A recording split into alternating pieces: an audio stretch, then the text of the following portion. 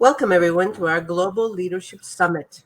I'm Peggy Polonis, Chair of IdeaGen Athens, and it is really my pleasure today to welcome Dr. Edward Berger, who is doing some fabulous work towards improving life and living on the planet and helping to achieve one or more of the global goals. Edward Berger is a mathematician and president emeritus of Southwestern University in Georgetown, Texas. He's been honored as a leader in education for his innovative work in developing educational and entertaining mathematics electronic books. He's the author of numerous books, mainly on topics of mathematics, and his latest book is called The Five Elements of Effective Thinking.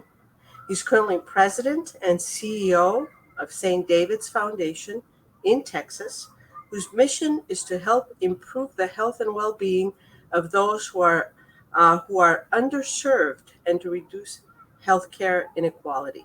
Welcome, welcome, Edward. Well, Peggy, it's so great to be with you as always, and it's really wonderful to hear your students in the background just joyfully, I guess, going to class or leaving class. That's right, you heard the bell. So welcome today. It's a real honor to have you here with us today. I know we've connected a few times in the past professionally, but let me just start off by asking you about your latest book, The Five Elements of Effective Thinking. Is it possible for someone to become a better or more effective thinker by using certain strategies? Tell us about that book. Yeah, Peggy, I don't think I would think of them as strategies as much as practices, which are even different than habits. So habits are kind of mindless things that we do, and then they become habits, and we don't even think about them anymore. The intentionality of the five elements of effective thinking, which I co-authored with Michael Starbird, is really the opposite. It's like a mindful practice. It's almost like meditation, that there are these simple things that we can embrace that will change how we look at the world and how we take a look at the issues that surround the things that surround our lives, and how we can be more effective, whether it's looking at simple things deeply, whether it's embracing effective failure as a way of moving forward, whether it's appreciating the flow of ideas. So every time we have a new idea, we realize that it will lead to another idea, and to, with intentionality, look for that new idea. And then putting all of these together, the art of creating questions to be more engaged. By putting all that together, we change. We just become different people. And once we are a different person, ideally, we're a better version of ourselves. And that's what we should all be striving for, whether we're students in formal education or if our formal education is in our rear view mirror. We should be trying to find ways to inspire ourselves to become even better. And that's what we're trying to do in that. And then in my last book, so that's my penultimate book. My most recent book is a book that offers ways of practicing that through puzzle solving. And it's called Making Up Your Own Mind. And it's thinking effectively through creative puzzle solving. So you can actually have some fun with some puzzles where you get to practice these practices and make them your own. And so some of these elements that you mentioned, thinking about things intentionally, looking for the flow of things, I assume these are some of the elements in the book. I definitely must read that book. But are these the types of things that can be used to solve challenging problems, particularly in a world that's changing so rapidly and on such multiple levels?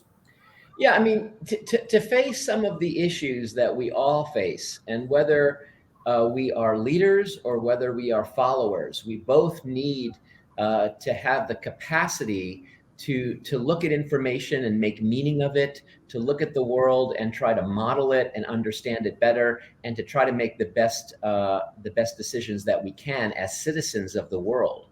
And from that vantage point, yes, these five elements, which are understanding deeply the importance of learning from failed attempts, the art of creating questions, not just to ask them, but to internalize them so that we become more curious and more cognizant of a world around us, the flow of ideas, and then, of course, the element of change, that we can change ourselves, and thus by changing ourselves, we can change our world, ideally for the better. and these are the kind of things that we want to teach young people nowadays, to have these kinds of habits of mind as they go out into the world to problem solve and really make meaning of what's going on around them. Do you think that there's that we can become these types of problem solvers at any age? Is there a particular age where these we can use such skills and develop them, or do we you know is there an age where we can't learn these anymore because we've developed our own habits and ways of being? Well, certainly, brain development, as you know, Peggy, goes on until we're basically in our late 20s, early 30s, or in some cases like mine, my brain is still developing. So I'm still trying to get there eventually. So absolutely, when we're younger, I think that as our neural networks begin to develop, and the synaptic tissue begins to connect our brains together, the more bushier those are, the more creative we are. As a mathematician, I usually bristle at the notion of problem solving, because in math, there's always these problems like, what math problem do you have? Whereas there are no history problems or English problems or language arts problems or sociology, and so I try to avoid problems. So I think about puzzles. And so, yes, can we be better puzzle solvers? The answer is we certainly can at any age. I think that the earlier we begin to embrace mindsets, the better. But it's not just for puzzle solving or problem solving.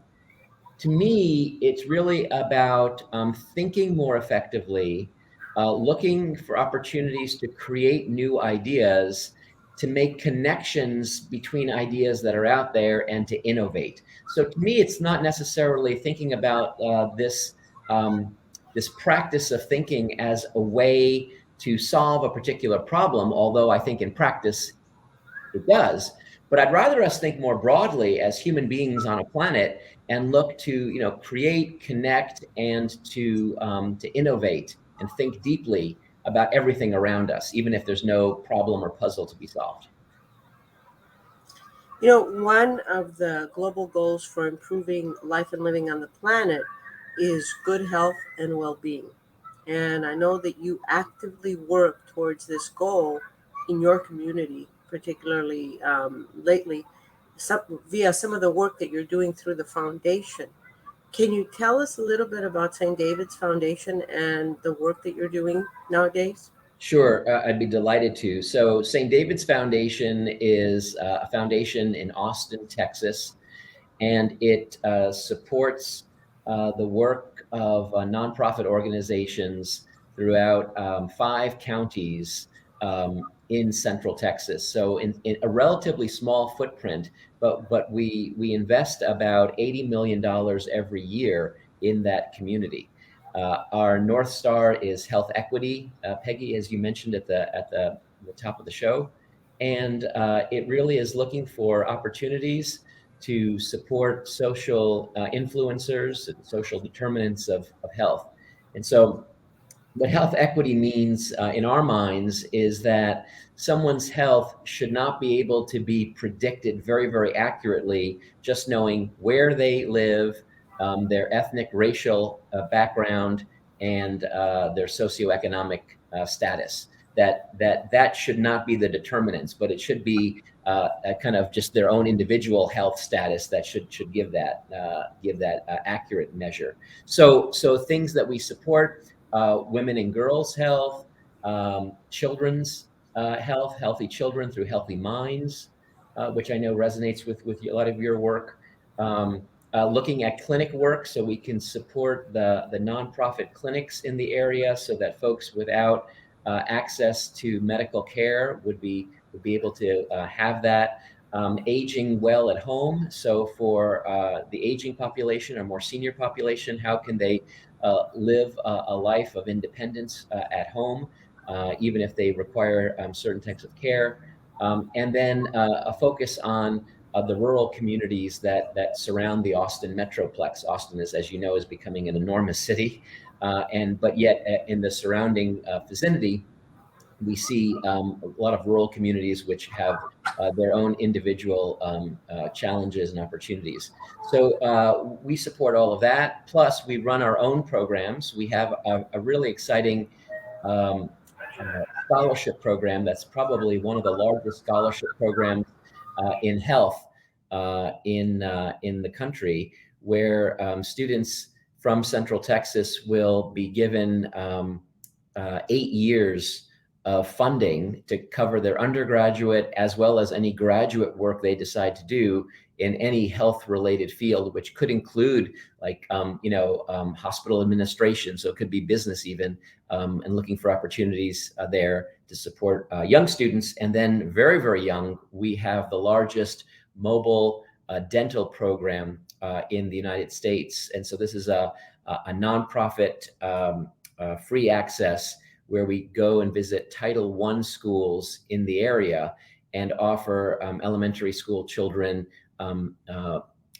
dental access to dental care through vans. We have a fleet of vans that travel. So we basically bring the dentist's office right to the school, because a lot of parents or guardians can't take time off of work to go to the dentist's office during business hours. So we bring the dentist's office right to the schools, and the students can come on the vans, and they're treated kind of with a lot of love and care, and they're given the necessary services to let them thrive. As you know, Peggy, with really young people, the three biggest impediments to formal education, the distractions that they face, are nutritional, visual, they can't see, and then dental. And so we're trying to support one of those three pillars so that students at Title I schools will have access to that. And I believe you're doing some work with also the homeless people in the community. Is that right? You know, there are homeless issues everywhere, of course, and in Central Texas and in Austin, the issue has been kind of significant in that it's been politicized in a variety of different ways. So it's really shine a light on the issue. Depending upon kind of counts, it's probably about 3,000 or so, upwards toward 3,000 or above individuals who are unhoused. And if you think about it, again, this is an example where people can think about this as a problem, and it certainly is a tragedy. But the solution is not just to kind of erase these human beings, but rather to look for humane solutions, thoughtful solutions. And at St. David's Foundation, we're always thinking about the today and the tomorrow. So how do we look for the transactional work of helping a neighbor today who needs help, whatever that may be, but also thinking tomorrow about a transformational work in terms of upstream work, systems change, and root causes. And so how do you balance that? So you're helping the people who need help today, but also think about changing the world and the community so that that problem won't exist tomorrow. And so yes, we've been in that space for quite a while as well through these various granting opportunities that we have. We believe in deeply affordable housing, which frankly is a key to this, right? If you think about being unhoused, it could start because you just lost your job and you just don't have enough savings to kind of pay the rent, and so all of a sudden you just immediately become in a place that you didn't expect. And then there are these issues about whether it's addiction issues, you're addicted to chemical dependency, whether you have emotional, social, or mental issues that need to be addressed, or returning all the way, you can get all that type of help. But if at the end of the journey, there's not deeply affordable housing for individuals, Austin's becoming a very expensive place to live. Then none of these things are sustainable. So you can do all this work with individuals, but if at the end of the day they have no place to live, that's a problem. Right. So we try to support all of this entire spectrum. And in fact, we just announced a $3 million grant to an organization that's going to try to take some grassroots efforts, individuals and organizations who are working on the ground under the highways, with individuals today to help not only support their work, but also to provide them with the infrastructure. So to build some capacity so those small grassroots organizations can collect the necessary data and upload it into a kind of a unified platform that the entire community uses. So we don't have people falling through the cracks. We know kind of where folks are and how they can get access to the needs that they have access to, and make sure that they don't fall through the cracks. And so that's really exciting work, and we continue to work in that space as well. Yeah, thank you. You know, Ed, recently I was in a global conference on education, and I was amazed. There were so many speakers in that conference that are doing such work around the globe. And I know you could easily have been, one of the keynote speakers there, as I know you are many times. But what does it take for such work to be sustainable? For such educational work to be sustainable? And dealing with issues such as homelessness, for example, and what does it take? What does it mean to be able to create this work and then have it sustain itself, continue? Right. And Peggy, the sustainability question, whether it's thinking about unhoused populations or educational questions, the sustainability question is essential, right? So that is the key. And with a lot of these issues that are so big and so broad, they're community opportunities, and they really require a coordinated community-wide commitment. So for all of these large social, societal issues, we need to have the community buy into the fact that this is an opportunity to improve and to grow and to commit themselves. It can't be done by one-offs. It can't be done by one organization. It can't be done even by a group of different organizations working in their own silos. The walls have to be brought down. People have to begin to be able to share intelligence, information, and work, and do so in a coordinated approach so that the whole becomes greater than the sum of the parts. When that happens, then you start to move toward a sustainable model, ideally with the government support and elected officials being part of that conversation. And that's how we can move forward in a sustainable way. Big community issues require coordinated community-wide solutions, and that's what we need, whether it's education or whether it's thinking about our unhoused populations. So as somebody is moves forth to do this kind of work, related, whether it is to homelessness or poverty or education or inequity or whatnot, what do you think are the greatest obstacles, and what have been some of the greatest obstacles for you in this work so far? Well, for me, of course, it's always just ignorance. That's my biggest obstacle. I'm always trying to learn. So, I mean, I don't have lived experience as an unhoused individual, and so it was really important for me to learn. And I was, started off working with leaders, elected officials, community leaders, and then I soon realized that it's really important for me to talk to those individuals who are experiencing this way of life. And so that's when I began to remove some of the obstacles for me personally, is to be able to engage and befriend individuals who either have experienced homelessness or are currently unhoused, and hear their stories and hear their needs, and think about ways in which they can help us figure out how we can work together to provide the necessary infrastructure that they need. But beyond that, in terms of systemic, impediments, I mean, obviously, systemic racism is one that affects everything that we do. Thinking about how we can treat each other in a more equitable fashion. But frankly, getting back to the five elements, change. I mean, change is really hard. Change is really scary.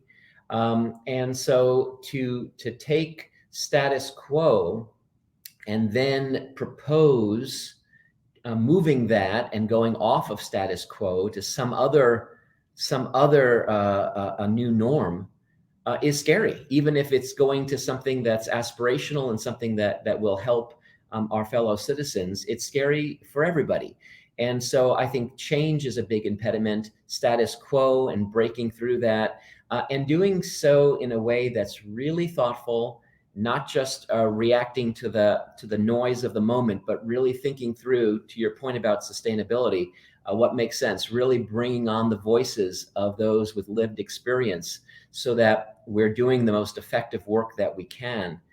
Those are some of the impediments. And then, of course, at the end of the day, it does often come down to money. So from a practical point of view, in terms of sustainability, making sure that there is an ongoing flow of support through dollars to make those innovations stay. Possible, yeah.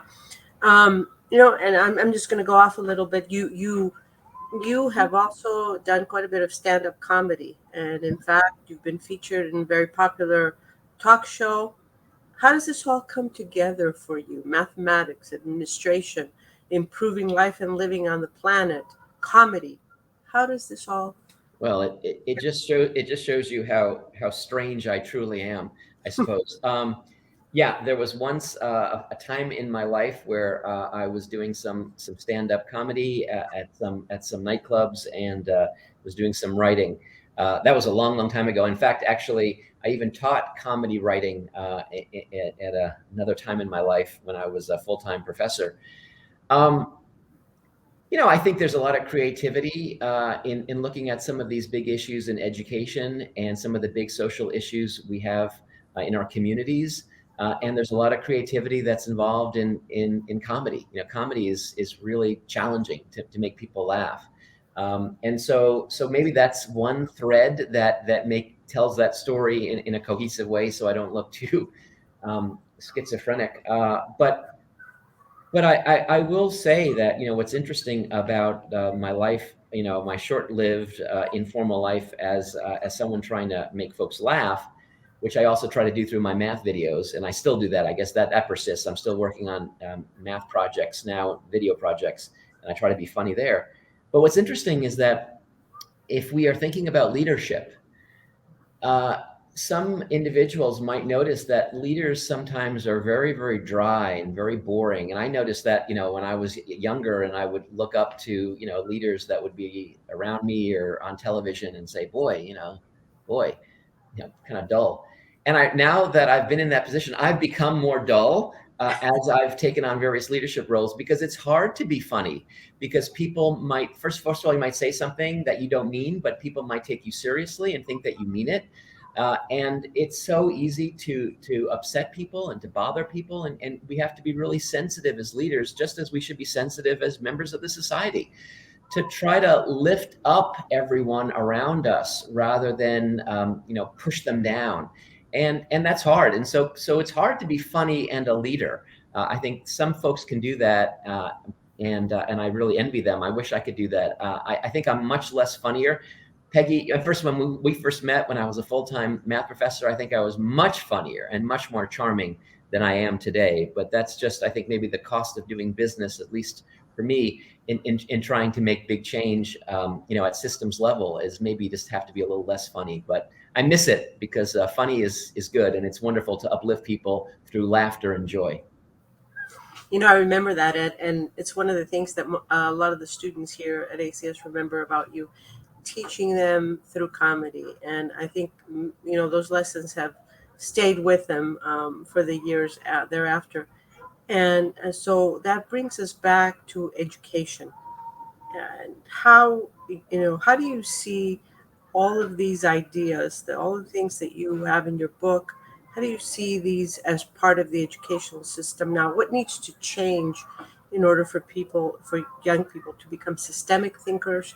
I think sometimes that young people have so much more wisdom than we do, Mhm.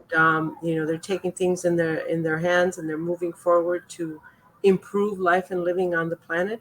But I still feel somewhat responsible for where the world is today. So we definitely need to give them the tools. And I know your book is one of those tools that could be definitely used for the better. But how does all this come together in education? Well, first of all, so it's interesting you use the word wisdom. I do think about wisdom as something that comes with just, the calluses of age. So maybe wisdom is age, but what young people have that I think that we lose is an open-mindedness and a creative, a joyful creativity where there are no rules. And to me, that's what young people bring, and ideally older people will bring the wisdom, and together those two forces can join up and create some really amazing, new, novel, innovative ideas. Effective thinking absolutely needs to be part of that creativity. And I think that we are not harnessing young people's creativity in meaningful ways. And, in my opinion, and I might bother some viewers who are in education, but I think that our educational system across the globe is completely broken. We are more focused on grades and tests and those kind of outcomes. I mean, of course, we want folks to be able to read, and I'm a big fan of mathematicians, so of course I want them to think about mathematics. But we also just have to think about, what does it mean to be a good citizen of the world? And to me, that means to be an effective thinker, someone who can create, understand, look at information, make meaning of it, and not be swayed by the noise and the falderall of the current moment and the distractions caused. And so to me, education needs to be a place of growth where individuals, young people, young minds are invited to joyfully grow. And that can happen through the content, through the material that is traditionally taught in schools. But the material itself sometimes might be a little bit immaterial, frankly. If you think about it, and I'll pick my field, so I won't pick on anyone else's field. But when you think about the math curriculum from kindergarten all the way through calculus 2, how much of that does the ordinary citizen of the world need? And the answer is, factoring trinomials is not something we do every day. And so the idea of graphing sine functions, and now I will say that in a global pandemic, it's a great example of exponential growth. And so there's an idea, but that's an idea rather than actually writing down an equation and solving it or trying to graph it or analyze it.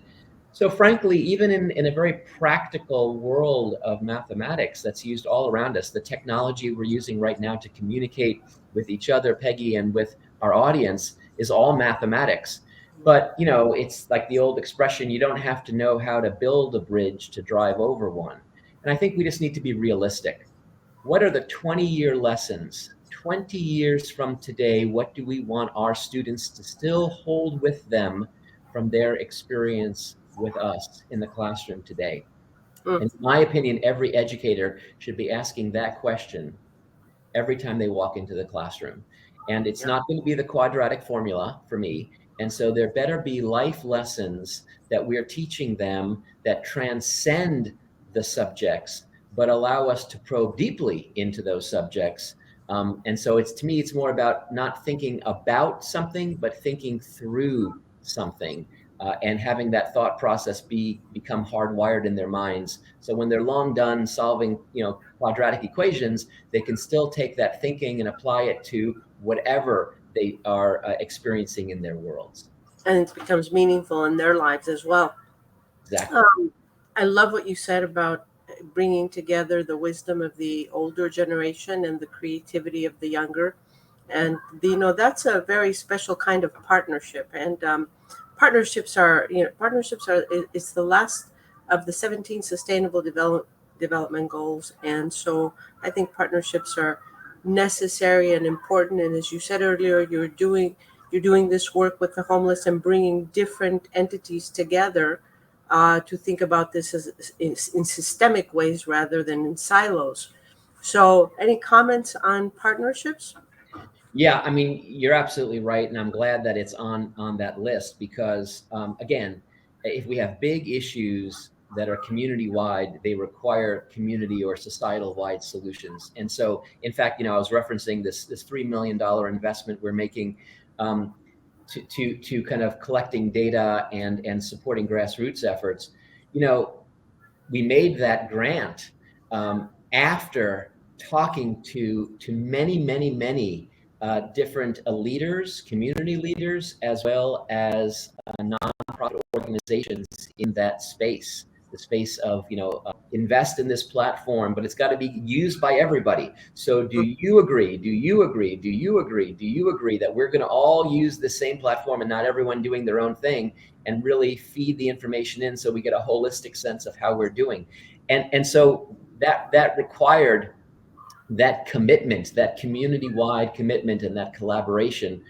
And I've had elected officials say to me, Ed, the great thing about this is not just the meaningful support, but that it might allow that collaboration to begin to flourish and even go beyond the data collection, sharing and data sharing, but really begin to share resources and ideas and programmatic sharing. And we're seeing a little bit of that now in Central Texas in our community. And to me, so absolutely. Again, community-wide opportunities, community-wide problems require community-wide solutions. And that means also locally, like in a community like Central Texas, but it also means at a larger scale, whether it's at a national kind of size, or some of the issues you've mentioned, global, that we need to work together globally, and even transcend national borders and cultures. And how hard is that? I mean, that's basically impossible, but it doesn't mean that you can't do it. It just means that it really requires a lot of creativity and a lot of innovation, that we can cross cultural boundaries and look for opportunities to face some of the real big challenges and opportunities across the globe. Talk about bringing pieces to the puzzle together. I mean, just that idea is exciting. See, you're already thinking about puzzle solving. You see, I've pushed you off of problems, and now have you think about puzzles. See, puzzles are both positive and negative. So, see, problems are only bad, but I think we should be looking for those opportunities too. So, yes, I've succeeded in having you say puzzle. I love that. Where can I get that book?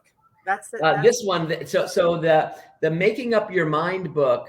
You can get this on Amazon, and it's in a whole bunch of languages. And then the other one you mentioned, which is the 5 Elements of Effective Thinking. Again, it's out in about 20 languages. It's not in Greek, unfortunately, but those are available, online. You can get them at Amazon or anywhere. I think I have the 5 Elements. Yeah, I think you do. I don't know if you've got this one. I can send you this one. The next time I visit you, I'll bring this. Fantastic. That'll be the next time.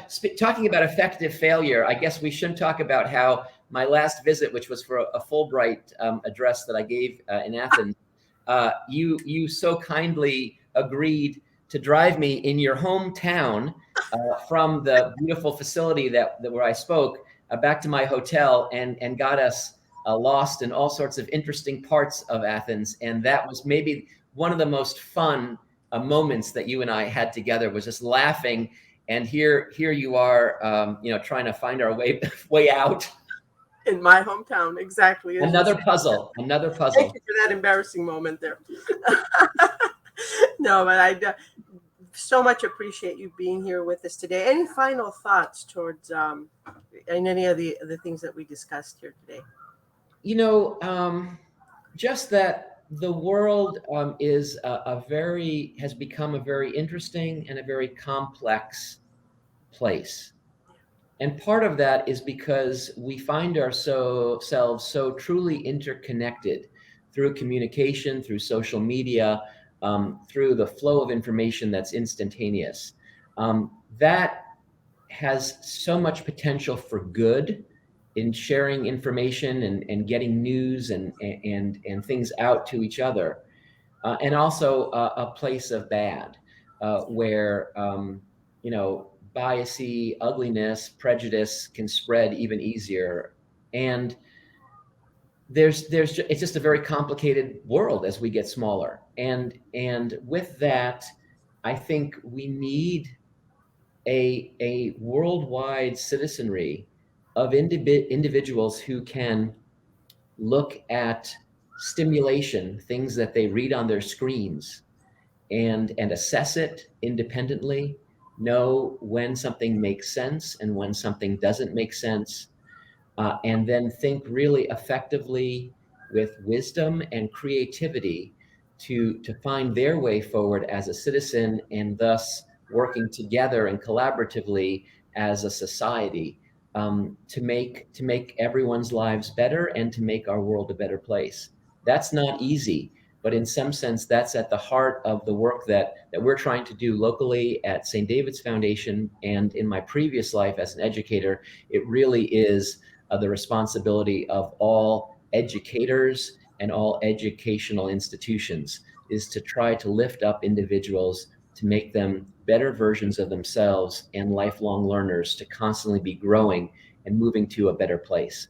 I'm always an optimist, and so I believe that we can become better, but sometimes that's harder than other times. And I think that we're at a challenging moment, and I think it's a wonderful opportunity for us to embrace effective thinking and creativity and innovation in positive ways to lift up the world. That is so true. I completely agree, Ed. And it's so comforting to know that there are people like you out there who are really making a difference in education, but especially in the community where it really matters. Thank you so much for being with us today. It's been a pleasure, always a pleasure, even though you did embarrass me. But that was fun, right? We should embrace joy. Embrace joy. It's all good. Okay. Thank you. Take good care. Thank you for being with us. Of course. Bye bye.